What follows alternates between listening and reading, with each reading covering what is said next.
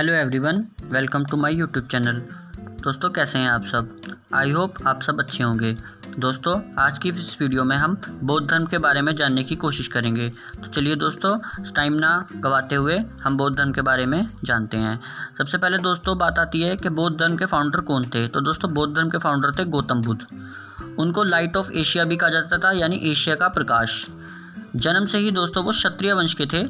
उनका बचपन का नाम सिद्धार्थ था और जन्म से उनका जन्म कब हुआ था दोस्तों? उनका जन्म हुआ था 563 ईसा पूर्व।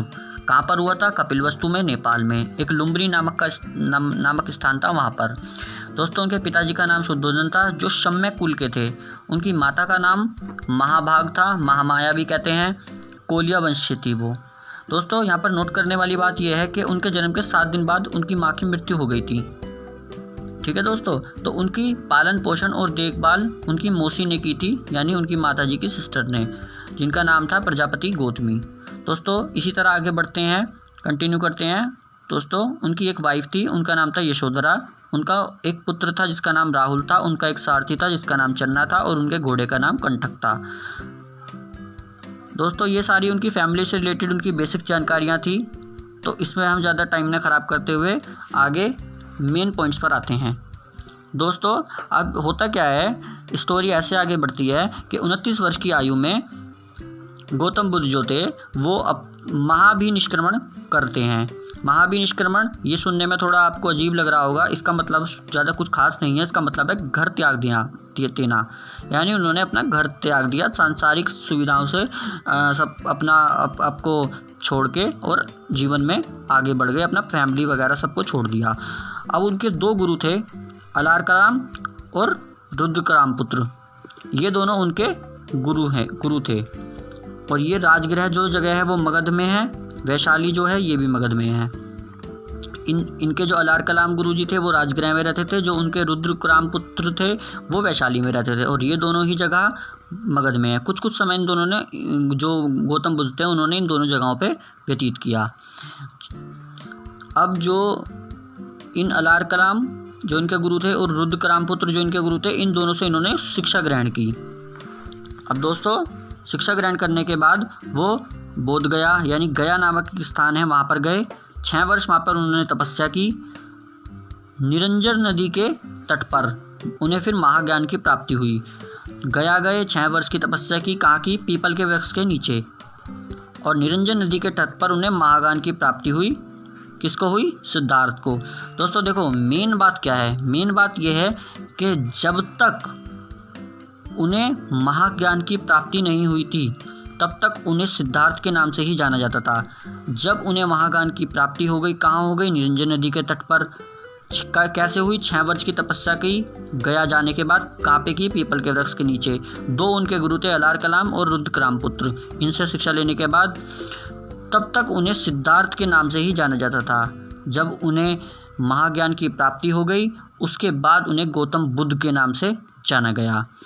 देखो दोस्तों, सेम वही बात सामने दोबारा आ गई है। महाज्ञान की प्राप्ति के बाद उन्हें बुद्ध के नाम से जाने गए।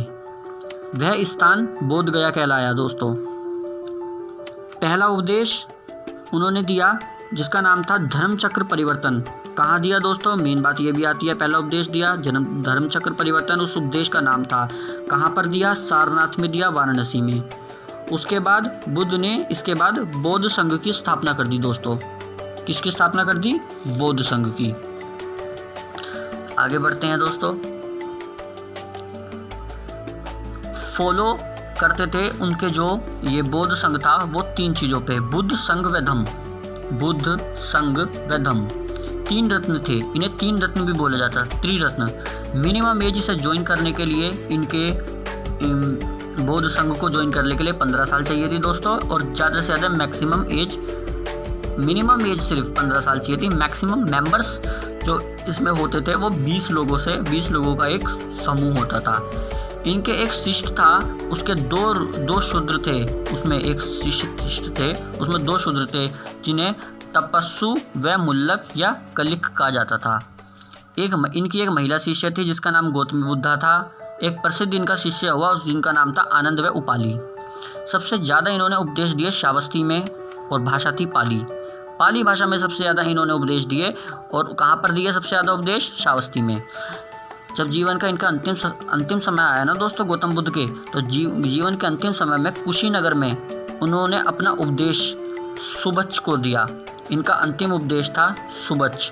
कहाँ पे दिया? कुशीनगर में। अब दोस्तों फिर लास्ट में इनकी मृत्यु हो जाती है गौतम बुद्ध की 483 ईसा पूर्व में।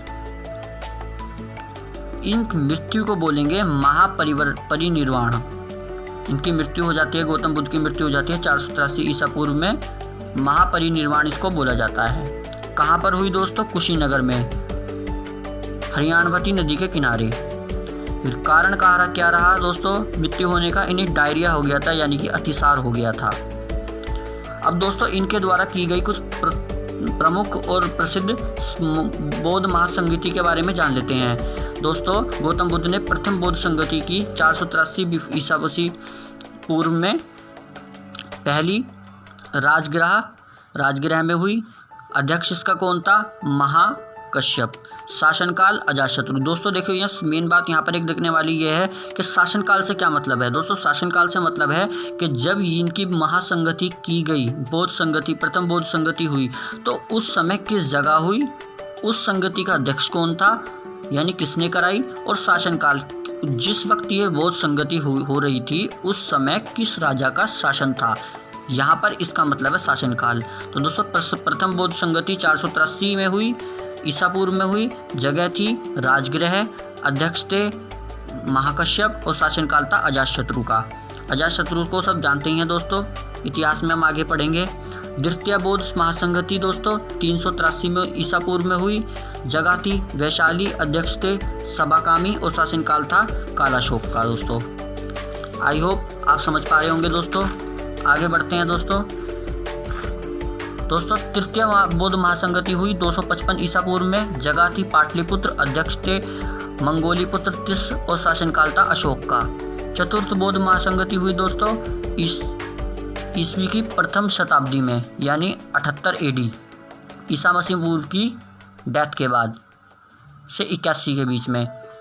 प्लेस था कुंडलवन, अध्यक्ष थे वसुमित्र, वाइस चेयरमैन थे यानी कि उपाध्यक्ष थे अश्वघोष। शासनकाल था कनिष्क का। दोस्तों अब बौद्ध धर्म जो है ना दोस्तों, मेन बात देखिए यहाँ पर आती है, यहाँ से क्वेश्चन बनते हैं काफ़ी सारे। बौद्ध धर्म जो दोस्तों था वो लास्ट में 2 भागों में विभाजित हुआ। एक का नाम हुआ हीनयान, एक का नाम हुआ महायान। दोस्तों इन दोनों ही धर्म, दोनों ही ये समाज जो है दोस्तों गौतम बुद्ध के हैं। गौतम बुद्ध की के जो उनके मूल थे, उनके द्वारा जो दी गई शिक्षा थी उस पर ही काम करते हैं, उस पर ही चलते हैं। लेकिन इन्होंने कुछ इनका थोड़ा सा डिफरेंस है, उसके बारे में हम जान लेते हैं। यहाँ से पेपर में दोस्तों क्वेश्चन जरूर आते हैं। तो बौद्ध धर्म 2 समाजों में विभाजित हुआ। नंबर 1 हीनयान, दूसरा है महायान। दोस्तों हीनयान जो थे वो मूर्ति पूजा में विश्वास नहीं करते थे और जो महायान थे वो मूर्ति पूजा में विश्वास करते थे। यानी हीनयान जो है वो मूर्ति पूजा विश्वास नहीं करते थे और महायान जो है वो मूर्ति पूजा में विश्वास करते थे।